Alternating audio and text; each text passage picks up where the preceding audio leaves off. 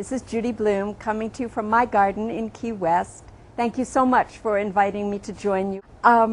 You know, when I wrote Tales of a Fourth Grade Nothing, if you had told me that 30-something years later I would be back introducing a new book about fudge, I would never have believed you. I don't know how it's possible, but here I am, and here's the new book, Double Fudge. Because when I wrote Tales, the character of Fudge was based on my son Larry, who was a little boy. Now, of course, Larry is a grown man, and I never really expected to write another book about any of them. But then my readers started to write letters to me, and they wanted another book.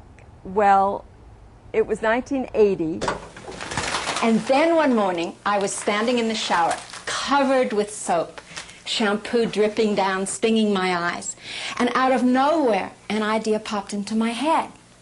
Suppose, I thought, I give the Hatchers a new baby, and suppose that baby is a girl, and her name is Tootsie. What would happen then? And I wrote Super Fudge, and I thought, okay, that's it. And then for 10 years after that, they begged for another, and I thought, okay, one more time. Does this swing look familiar? It should. It's a copy of the one that gave me the idea to write Fudgemania. Actually, the real one is in Maine. And from the moment I saw it, I imagined Sheila Tubman standing on it just like this. And I imagined Fudge up there, sitting on that branch, giving her a really hard time. That book became Fudgemania in 1990, and I'll never have to write about them again. So, you're asking, how come I'm sitting here talking about yet another Fudge book 10 or, 12 years later? And the reason is simple. It's because in those years I was lucky enough to get a grandson. And my grandson, Elliot, who is 10 years old now, loved Fudge from the beginning. Fudge became his favorite of all of my characters. So I told him, Elliot, if I ever get another idea, I promise I'll write another Fudge book, but don't be disappointed because I don't think I will get that idea. So of course I was thrilled when an idea came to me. They're the Howie Hatchers of Honolulu, Hawaii.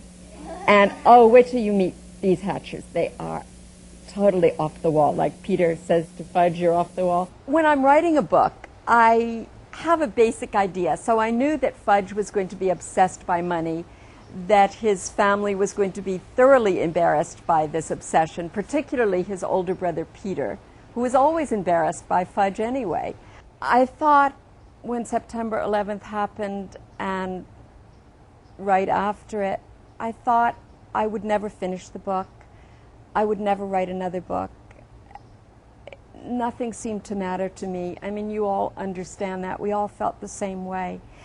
And it was walking through the parks and crying and stopping at the fire stations all over New York City that I saw the letters from children to the firefighters. And in reading those letters, I realized that children will always need to laugh.